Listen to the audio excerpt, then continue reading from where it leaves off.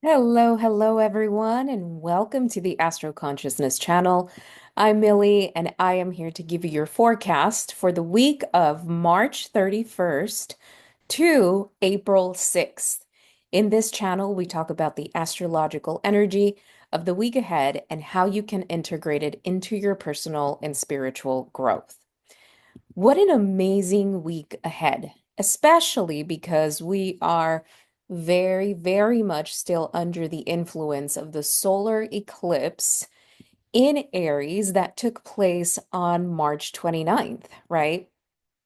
It is an eclipse that represents a significant new beginning, not just for the next 6 months, but something that we have to remember the context of what 2025 is that represents the new I, the new identity, the new self that is showing up for this new paradigm that we're stepping into.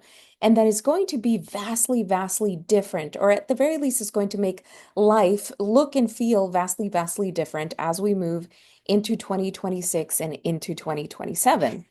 And that may seem like really far away, but the fact of the matter is that this solar eclipse of March 29th was the beginning of us having a process of individuation from certain belief systems, certain identities, certain pains, certain family, uh, ancestry, trauma that we have been carrying, if not for a long time, for a huge part of our lives. I really invite you to think about how March has been this portal to say, oh my God, I'm really not that person anymore. I don't identify with the world in this way anymore. Money is not the most important thing for me anymore. Or making everyone else happy before myself isn't the most important thing for me anymore, or I see how I've done that. This solar eclipse doesn't necessarily start something, but energetically marks a point in the trajectory of our life where we will remember March of 2025, the decisions that we made, the breakthroughs we had, and really the transformation that is had at a soul level. Okay. Now, also, we're coming from Neptune, the planet of possibility, the planet of connection to source, the planet of the all that is, moving into the sign of Aries. I will create a separate video for Neptune and Aries. I mean, after all, it's there for a long, long time, right? It's going to retrograde and back into Pisces. So there's plenty of time to talk about Neptune and Aries. But one of the things that Neptune and Aries is going to represent, I think that in a more positive light, because of course there's a shadow to it, like anything else, is now that I realize the the things, the belief systems, the family structures, the family ancestral wound that I'm breaking away from. What is what are the new possibilities for me, right? Now, as soon as Neptune goes into Aries, it's not like something happens, right? We have to remember that especially newly ingressed planets need to be activated by other transits or by other planets in order for us to really feel what they're about, right? So as time goes on, we're going to see planetary bodies hit, right? Via sextile, via square, via trine, this Neptune and Aries that is then going to shape our story about what Neptune and Aries is going to represent for us in that part of our chart. But Neptune represents possibility beyond the constructs of the mind. So, what are the possibilities beyond the constructs of the old way of thinking for the I, for the self that is emerging, right? Remember, it's important to take into consideration and into context the entire story that all of the planets have been giving us, have been unfolding for us, week after week after week. So this Neptune in Pisces is a soul awakening of the I, Really, it represents the rebirth, right? Now, the shadow side of this is Neptune in Aries saying, well, I don't want to leave that behind. And how am I going to put my blinders on and charge ahead in this new chapter of my life, still with some old belief systems, still with some baggage that I'm carrying, right? And we're going to have the opportunity to learn what that is. Why? Because Neptune still has to retrograde back into Pisces again. So that is something to keep in mind for the long run in order for us to understand what this Neptune in Pisces is really about. So this takes us into Monday, March 31st. Now, again, there isn't much going on that isn't happening already, but it's important to keep in mind that this week we want to set intentions that require some action on our behalf, because I think that action is really going to be supported, especially if this has anything to do with higher aspirations, new beginnings, big dreams, right? So, looking for the job if you need it, looking for the new place to live if you need it, looking to work with someone, right, in a healing capacity if you need it. What is it that the last couple of weeks have shown you that you need?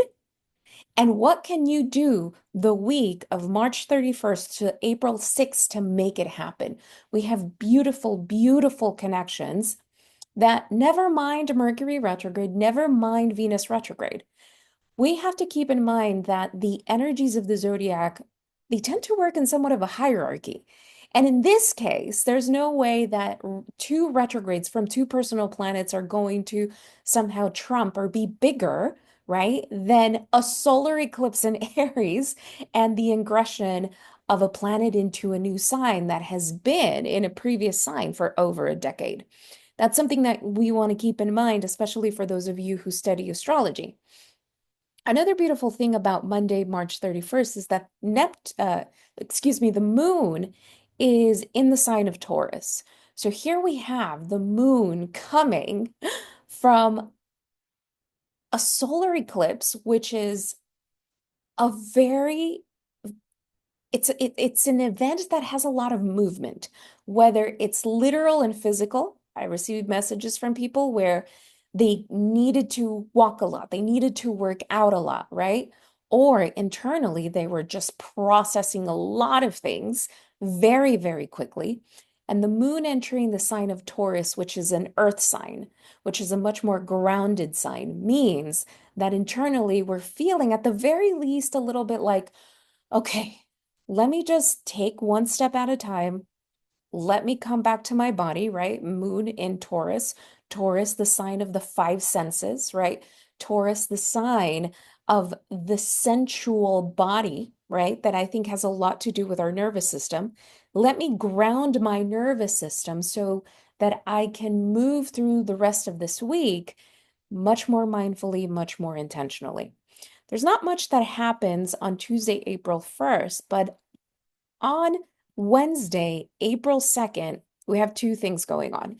First, we have Mercury stationing, getting ready to go direct, right? Not quite yet, but it's just stationing. And the reason for that is that Mercury is on April 2nd going to be at the degree, right, at 27 degrees Pisces, which is the degree that it's going to go direct. So what does that mean? Why does that matter to us? Because on a very practical interpretation of this, when Mercury is stationed, whether it's about stationed to go retrograde or stationed to go direct, in this case direct, that pause, right, that lack of movement, if you will, is when we tend to experience the most Mercury retrograde things. I don't know about you, but the weekend of, even the week leading up to the weekend of March 29th and 28th, there were a lot of Mercury retrograde things that I experienced, right? Forgetting things, sending the wrong information, agreeing to the wrong time, just very Mercury retrograde things. But on a soul level, right, on a much more personal level, Mercury stationing, getting ready to go direct in a few days. This is the opportunity for us to really, really begin to integrate all of the things that we experienced in March. I get the feeling that April is going to feel like a month in which we're in which we feel like we're coming out of like a whirlwind. Like we're coming out of a tornado and we're like, what just happened? I need to find my grounding again. I need to find my footing. And for some people, that's going to look like, okay, I'm going to, again, start making certain changes, certain decisions, certain agreements. And for others, it's really just going to be that feeling of, let me just ground, let me gather myself. And for others, it's going to be both. So take advantage of Mercury slowing even more down as it stations and understand that there is a reason for a lot more slowing down, and that's okay, right? And but what I mean by slowing down is slowing down of the mind. Mercury in Pisces is beautiful energy for meditation, for mindfulness, for the connection of mind, body, spirit. So practices like breath work, practices like yoga, because that's going to really bring you to your center and allow you to take advantage of the beautiful, beautiful energy that we have at our disposal this week. Another thing that's taking place on April 2nd is that Venus, still retrograde, is going to create yet another conjunction to the North Node in Pisces. So, what does this mean? Venus retrograde has been making clear through the entire month of March, this is what I really want. This is what I'm worth. This is my value, right? This is how I want to be valued. This is what I want to experience in relationship. That's what Venus retrograde is about. And so for some people, it can be as practical as saying, if I'm looking for a job, I'm not going to settle for less anymore. This is what I'm going to ask to get paid, right? For a lot of people, it's reconsidering how much they charge for their work, how much they value their time, and not just thinking about, well, this is how much I charge per hour. It's much more about, well, this is how much knowledge, this is how much experience I have accumulated over years, perhaps even decades. What is that worth? And how do I show up in that space? So that I don't expect another to see my value before I can see it for myself, right? In relationships, March has been a huge month for relationships. And what April is going to continue making clear is what is tolerable and what is not. That's going to continue to unfold. But this Venus retrograde in Pisces in conjunction to the North Node in Pisces really lends itself for beautiful manifestations, synchronicities, in terms of the things that we have been dreaming about, right? That Pisces desiring in the month of March. And so if you're someone who has been taking slow and steady action every single day towards a desire that you have, this is a beautiful week where you might, receive the phone call, receive an opportunity, and really find yourself kind of a little bit of harvesting of the things that you have planted the seeds for, not just in the last month, but perhaps in the last 6 months. I think that Venus retrograde in Pisces in conjunction to that North Node in Pisces also can lend itself towards a lot of healing conversations in relationships. But I've said it before and I'll say it again. Both people need to be on the same page and in the same understanding of what that means. And the commitment then isn't just towards one another, but the commitment then is, this is what we're going to change, and this is how, right? So it's the actual commitment to the change, because that's actually a commitment to the relationship. I personally love this beautiful energy. And look, it's active all week long. So even though we are saturated with the potency of a very, very strong solar eclipse in Aries, I think this Venus retrograde in Pisces, in conjunction to the North Node in Pisces, can also have us feeling very emotional. It can also have some people feeling like, man, this chapter is really ending so that this new me can emerge into this other new chapter of my life. So it's also, I think it's also a very emotional aspect that will keep reminding us throughout the week of what a significant chapter we are ending in our lives, in our identity, in our sense of self, because we now know the new part of us that is coming up. So, really magical, magical week just with that alone. Now, on Friday, April 4th, we don't have much going on the 3rd, but on April 4th, we have several things happening as well.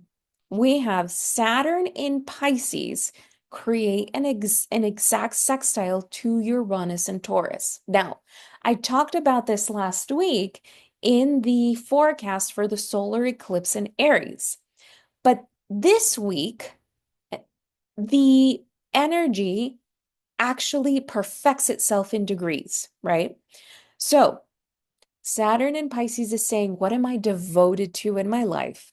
And Uranus and Taurus is saying, continue committed, continue staying committed to that devotion, and you will see breakthroughs in the long run. Okay. Saturn is the planet of commitment, but Pisces is the planet of soul. We are not here to just commit to something or someone just for the sake of it. We are here to devote ourselves intentionally to our lives and to everything that actually supports it. And Uranus and Taurus, Taurus is about remaining steady, right? And in Uranus, it's saying you're going to have a breakthrough when you remain steady. So both of these energies talk about something long term. This isn't something that we're building the foundation. Yes, can certain things manifest for people? Absolutely. Can certain opportunities come for people if you've been taking action? Absolutely. But Saturn sextile Uranus is saying you are building a new foundation right now.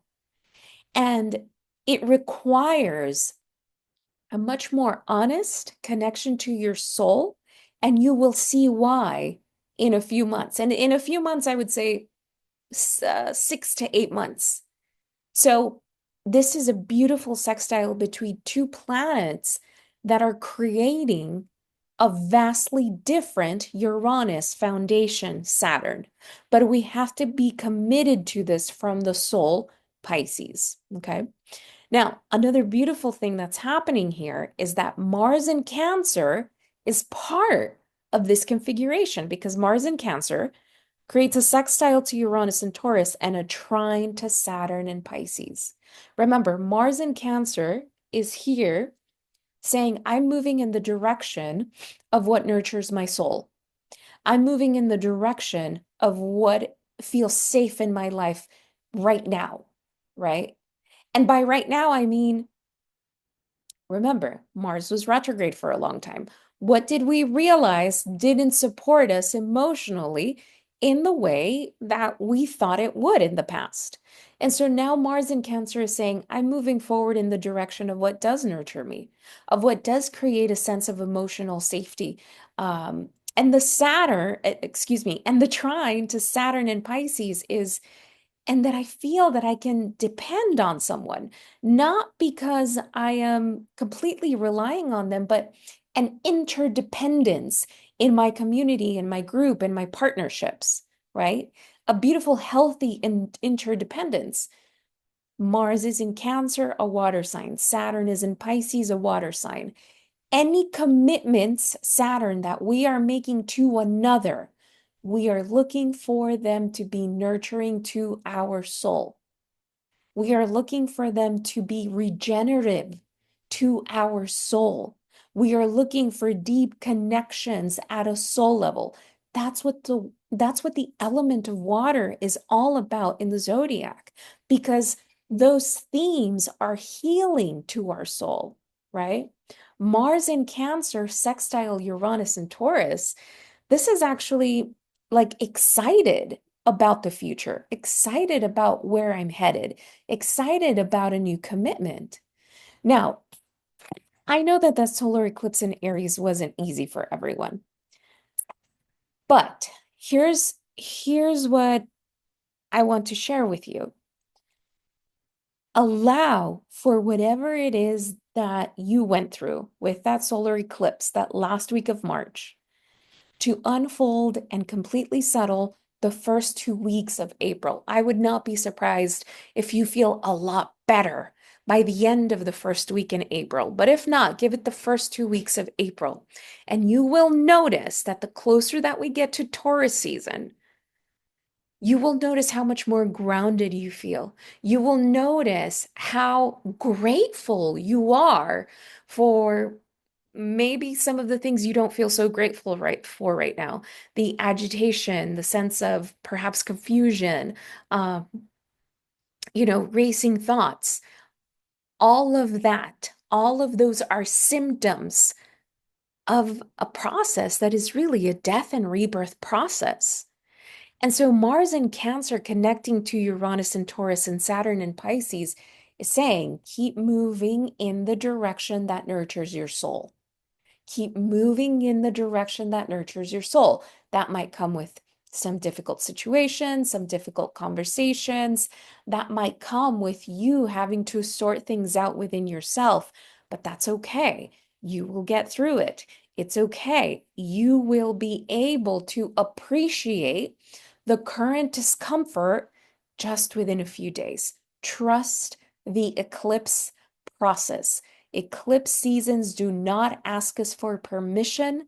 They actually do us massive favors, even if it doesn't always feel that way. And finally, by the weekend, right? Technically on April 6th, but this is something that we're going to feel all weekend. We have the sun in Aries creating a sextile to Jupiter and Gemini. What a beautiful, beautiful weekend to connect with people you love, to connect with people you love to talk to, just to have a fun time. The sun in Aries doesn't want anything heavy. Jupiter and Gemini doesn't really want heavy process of heavy processing of conversation. No, we want to keep it light. We want to be around people that bring us joy. Perhaps if you don't want to be around people, you want to engage in activities that, bring you a lot of joy as well. So this can mean physical movement, right? We have that Aries energy, that Gemini energy. These energies want to go somewhere. Let's go hiking. Let's be in nature. Let's talk to nature if we don't want to talk to people. But I think that the way that the week ends, it's so beautiful because no matter what, I think we're still going to have a week of processing. And especially with that Venus North Node conjunction in Pisces, it can be very emotional. It can be the understanding of, man, just the very last remnants of what I'm leaving behind. And that Saturn in Pisces, Uranus in Taurus, Mars in Cancer, those are great energies for taking action. Those are great energies for sending emails, signing contracts, making agreements for collaborations. Anything creative is truly greatly supported with this. And then we get to the weekend and we can actually just have fun. Anytime that the sun makes a connection, especially a sextile to Jupiter, the planet of expansion and growth and joy, we can rest assured that we're going to have a really, really great time. So, with that said, may this all be of service. Thank you all so, so much for joining me every week. I'll talk to you next week. Take care.